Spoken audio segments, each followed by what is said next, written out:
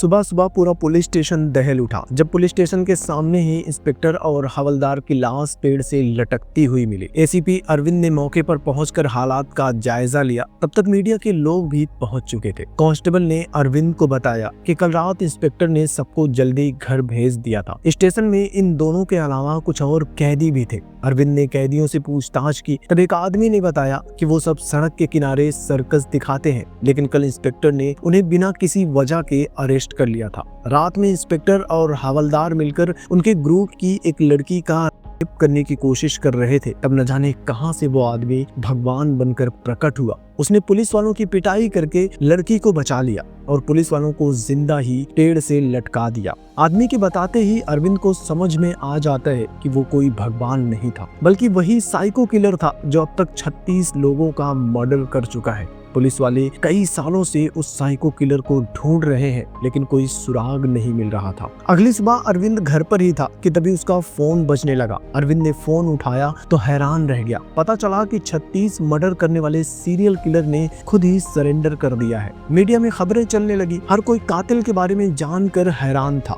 वो कोई और नहीं, पुलिस के साथ मिलकर फॉरेंसिक टीम में काम करने वाला ऑफिसर था। नाम है राधेया। पुलिस वाले उसे कोर्ट लेकर जाते हैं। राधे कटघरे में खड़ा होता है और जैसे ही उसका लॉयर महिला जज के सामने बोलने के लिए खड़ा हुआ तो राधे उसे रोक देता है। महिला जज के सामने खुद ही सब कुछ कबूल कर लेता है। कहता है कि उसने अब तक जितने भी मर्डर किए हैं, जिसमें उसकी अपनी वाइफ अमृता और उसकी गर्भ में पल रहा बच्चा भी शामिल है, उसे इन सब का कोई पछतावा नहीं है। ये सुनकर महिला जज भी हैरान रह गई। उनकी आंखों में डर साफ दिखाई दे रहा था। राधे ने कहा कि अगर उसे छोड़ दिया गया तो बाहर जाकर वो फिर से खून की नदियां बहाएगा। वो महिला जज के सामने खुद के लिए फांसी की डिमांड करता है। महिला जज को ये थोड़ा अजीब लगता है, लेकिन फिर भी वो सोचती है कि इन जैसे कातिल को समाज में जिंदा छोड़ना खतरनाक होगा और आखिरकार वो राधे को फांसी की सजा सुना देती है। सजा सुनकर राधे चैन की सांस लेता है और अपनी आंखें बंद कर लेता है। बंद आंखों से भी उसे अपनी पत्नी का चेहरा साफ दिखाई दे रहा था। लेकिन अपनी जिस पत्नी से राधे इतनी मोहब्बत करता था, क्या सच में राधे ने उसकी जान ली है या फिर सरेंडर करना भी राधे के किसी खतरनाक प्लान का हिस्सा है? इसका जवाब भी अभी आगे आपको वीडियो में मिल जाएगा। राधे को सेंट्रल जेल में डाल दिया जाता है। जेल में राधे कुछ खतरनाक कैदियों को देखता है। एक ने 12 मर्डर किए थे, दूसरे ने 8 मर्डर और तीसरे ने 22 मर्डर किए थे। राधे उन तीनों के साथ लड़ाई करता है और इन तीनों को जान से मार देता है। उन लोगों को मारते हुए राधे को बहुत अच्छा लग रहा था। उसके चेहरे पर एक खतरनाक डेविल वाली हंसी थी। यह देखकर पुलिस वाले भी डर जाते हैं। अरविंद उसे लेकर इंट्रोगेशन रूम में जाता है। वो बहुत गुस्से में था। राधे के ऊपर अपनी गन तान देता है, लेकिन राधे के चेहरे पर डर का नामो निशान नहीं था, बल्कि वो तो खुद ही मरना चाहता था। थोड़ी देर में राधे का लॉयर भी उससे मिलने के लिए आता है, लेकिन लॉयर ने राधे के सारे कारनामों के बारे में पढ़ा था। वो राधे से इतना डर रहा था कि उसके सामने बोल भी नहीं पा रहा था। तब राधे ने उससे कहा कि एक क्राइम नॉवेल राइटर है, नाम है अनुपमा रंजन, मुझे उसे अपनी कहानी सुनानी है। मैं चाहता हूँ कि वो मेरे बारे में एक किताब लिखे। कमरे के बाहर खड़ा अरविंद भी उसकी बातें सुन रहा था। लॉयर बाहर आता है। तब अरविंद कहते हैं कि आदमी बहुत शातिर है और शायद हमें कुछ ऐसा बताना चाहता है जो अब तक हम नहीं जानते। वो राधे की डिमांड पूरी करने के लिए मान जाता है। अगले दिन crime novel writer Anupama Ranjan को बुलाया जाता है। उसे भी समझ में नहीं आ रहा था कि आखिर राधे ने अपनी कहानी सुनाने के लिए उसे ही क्यों चुना। वो लॉयर के साथ इंट्रोगेशन रूम में जाती है। दोनों बातें करना शुरू करते हैं। राधे कहते हैं कि आपका चेहरा जाना पहचाना लगता है, क्या हम पहले भी कभी मिले हैं? लेकिन अनुपमा को कुछ याद ही नहीं आ रहा था। तब राधे पॉइंट पर आता है। कहते हैं कि मैंने किसी को नहीं मारा, उन्हें तो बस उनके कर्मों का फल मिला है, बिकॉज कर्मा इज। सुनकर अनुपमा थोड़ा हैरान होती है। कहती है कि तुमने 36 लोगों का मर्डर किया है, तो तुम्हें भी तुम्हारे कर्मों का फल मिलने वाला है। तुम्हें तो फांसी होने वाली है ना, बिकॉज कर्मा इज। जवाब में राधे एक डेविल वाली हंसी के साथ कहते हैं कि आपकी जानकारी गलत है।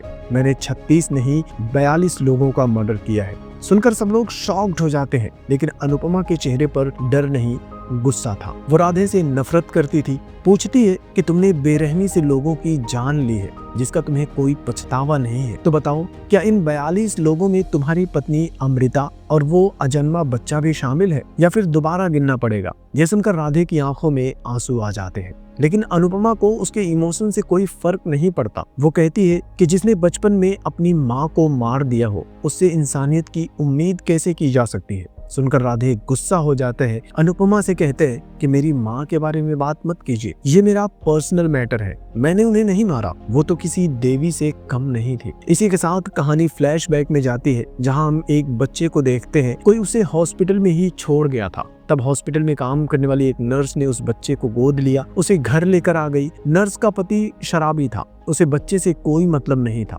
फिलहाल नर्स का कोई अपना बच्चा नहीं था, तो नर्स उस बच्चे का अपने बेटे की तरह ख्याल रखने लगती है और बच्चे का नाम रखती है राधेया। समय बीता, राधेया थोड़ा बड़ा हुआ। तब एक दिन नर्स उसे लेकर फेस्टिवल में गई जहाँ कोई तो पूजा हो रही थी, जहाँ डीमन के गेटअप में एक आदमी को देखकर राधेया ने अपनी माँ से उस डीमन के बारे में पूछा। तो माँ ने उसे बताया कि डीमन भी भगवान का ही एक रूप है जो बुरा काम करने वाले को हर हाल में सजा देता है। माँ की यह बात राधेया के दिल को छू जाती है। कुछ दिन बाद नर्स ने हॉस्पिटल में एक बच्ची को जन्म दिया। वो बच्ची को राधेया की गोद में देती है और वहीं पर उनकी मौत हो जाती है। राधेया अपनी बहन को लेकर घर आ जाता है। कुछ ही दिनों में नर्स का पति दूसरी शादी कर लेता है, लेकिन ये दूसरी औरत धंधे वाली थी। हर रोज नए नए क्लाइंट्स उसके घर आने लगते हैं। शराबी पति बाहर बैठा होता है और अंदर वो औरत अपने क्लाइंट्स के साथ। वो औरत ना तो राधेया का ख्याल रखती थी और ना ही उसकी बहन का। राधेया रोज रोज ये सब देखकर तंग आ चुका था। उसकी नर्स माँ के होते हुए जो घर एक मंदिर था वो अब कोठा बन चुका था। राधेया से ये बर्दाश्त नहीं हुआ और एक दिन जब औरत अपने क्लाइंट के साथ सो रही थी तो राधेया कमरे में जाता है और एक बड़ा सा सरिया दोनों के आर पार कर देता है। अब कहानी वापस प्रेजेंट में आती है। अनुपमा कहती है कि तुम अपनी माँ से इतना प्यार करते थे तो एक 7 साल के बच्चे के सामने तुमने उसकी माँ का मर्डर क्यों किया। अनुपमा यहाँ पर लॉयर वरलक्ष्मी के मर्डर के बारे में पूछ रही थी, जिसके बाद हम फिर से फ्लैशबैक में जाते हैं। दरअसल वरलक्ष्मी कोर्ट में एक लड़की के खिलाफ केस लड़ रही थी। उस लड़की का रेप हुआ था, लेकिन वरलक्ष्मी ने कोर्ट में लड़की को ही गलत साबित किया और मुजरिमों को बचा लिया, जिसके बाद लड़की ने कोर्ट के बाहर कर ली थी और इसी वजह से राधेया ने उसका मर्डर किया था। वो अनुपमा को बताता है कि लॉयर हमेशा मुजरिमों की तरफ से ही केस लड़ती थी और उसकी वजह से कई लोगों ने हत्या की है, लेकिन उसे मारते हुए उसे नहीं पता था कि उसका बेटा वहीं पर है और उसे देख रहा है। फिर वो अनुपमा को अपने और अमृता के बारे में बताने लगता है। अमृता और वो दोनों एक ही अपार्टमेंट में रहते थे, लेकिन होली से पहले उसने अमृता को कभी नहीं देखा था। लेकिन जब उसने पहली बार अमृता को देखा तो बस देखता ही रह गया और उस दिन के बाद से वो अमृता का पीछा करने लगता है। उसे पता चलता है कि अमृता के पापा की मौत हो चुकी है, उसकी माँ है और वो भी अक्सर बीमार रहती है। अमृता नेशनल मीडिया में एक रिपोर्टर बनकर काम करना चाहती थी, लेकिन किस्मत ने साथ नहीं दिया और वो बस एक लोकल न्यूज चैनल में रिपोर्टर बनकर रह गई। राधे अक्सर छुप छुप कर अमृता को देखता रहता था, लेकिन अमृता ने कभी उस पर ध्यान नहीं दिया। और एक दिन जब अमृता घर पर नहीं थी तभी उसकी माँ की तबीयत अचानक से खराब हो गई। राधे उसे लेकर हॉस्पिटल जाता है। थोड़ी देर में अमृता भी हॉस्पिटल आती है और तब उसे पता चलता है कि राधे उसकी माँ को हॉस्पिटल लेकर आया है। तो अमृता उसके पास जाती है और इस तरह से उनके दोस्ती की शुरुआत हो जाती है। वो अमृता के साथ उसकी माँ को लेकर घर आता है। घर पर अमृता खाना बना रही थी तो राधे उसकी माँ का ख्याल रख रहा था और ये देखकर अमृता को उससे प्यार हो जाता है और उस दिन के बाद से दोनों साथ में घूमने लगते हैं, एक दूसरे के साथ टाइम स्पेंड करने लगते हैं। अब प्रेजेंट में राधे अनुपमा से कहते हैं कि वो मेरी लाइफ का सबसे बेस्ट मोमेंट था।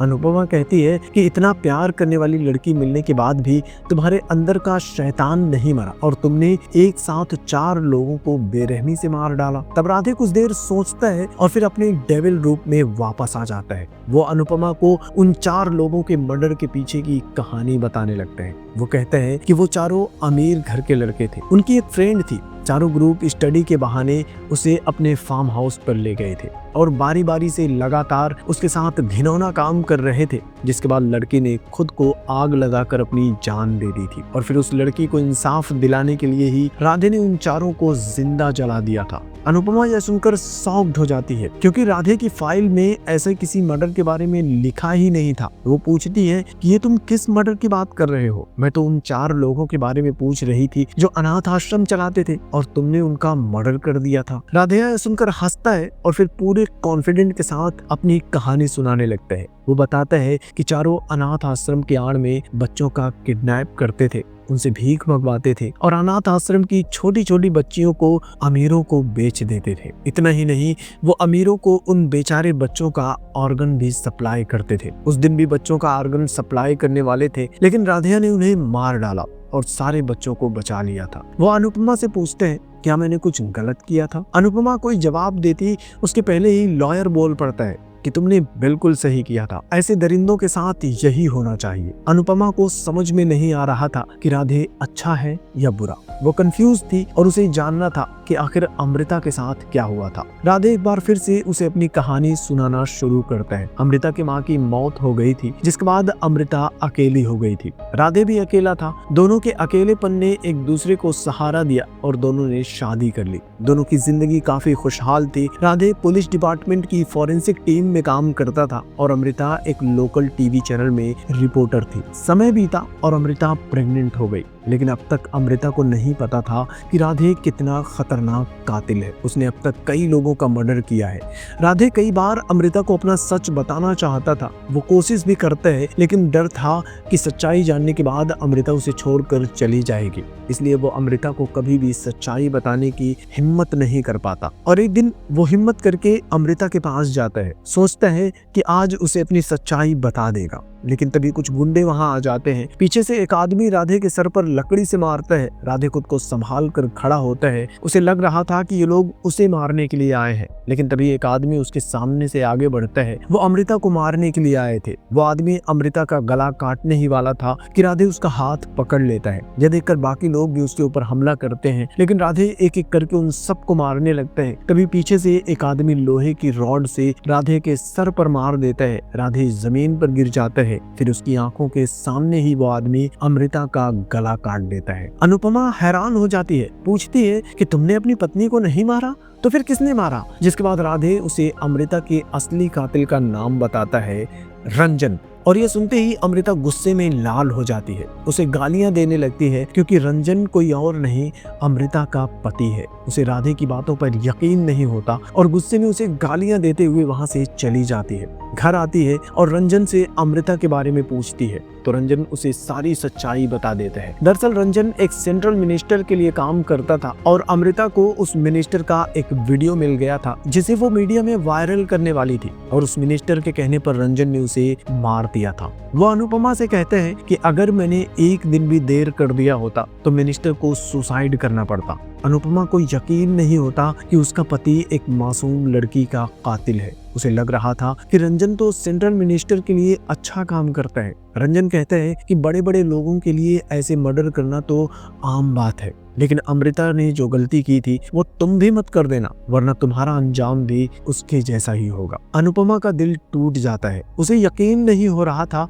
कि इतने दिनों से वो एक कातिल के साथ रह रही थी, जो उसके सामने बिना किसी डर के सब कुछ कबूल भी कर रहा था और चुप रहने के लिए धमकी भी दे रहा था। दूसरी तरफ राधे अपनी पत्नी को चाह कर भी सच नहीं बता पाया, क्योंकि वो उसे खोना नहीं चाहता था। वो फिर से राधे के पास जाती है, पूछती है कि तुमने ऑलरेडी 42 लोगों का मर्डर किया है, तो फिर रंजन को छोड़ क्यों दिया? तब राधे की आंखों में आंसू आ जाते हैं। वो कहता है कि मैंने अपनी माँ से वादा किया था कि मैं हमेशा अपनी बहन का ख्याल रखूंगा। ये सुनते ही अनुपमा के हाथ पैर कांपने लगते हैं, आंखों में आंसू आ जाते हैं। उसे यकीन नहीं होता कि राधे उसका भाई है। आज तक वो ये जानती थी कि बचपन में उसके पापा की मौत हो गई थी, तब से वो अनाथ है, उसका इस दुनिया में कोई नहीं है। तब राधे बताता है कि उस औरत को मारने के बाद राधे को जेल हो गई थी और पापा की मौत के बाद उसे अनाथ आश्रम में शिफ्ट कर दिया गया था। लेकिन जेल से बाहर आने के बाद राधे ने उसे ढूंढ लिया था। वो हमेशा अनुपमा के आसपास ही रहता था,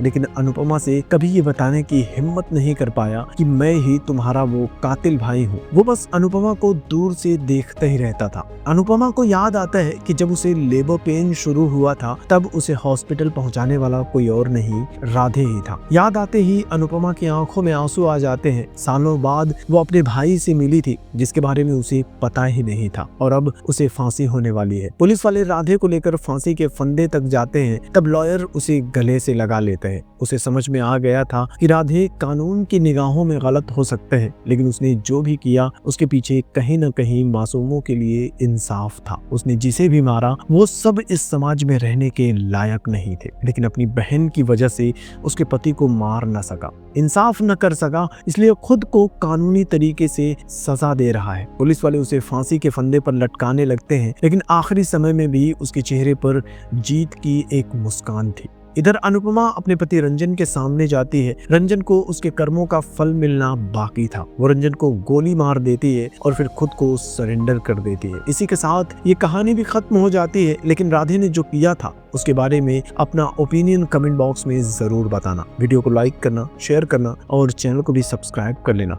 जल्दी मिलूंगा एक और नई वीडियो के साथ, तब तक के लिए थैंक यू।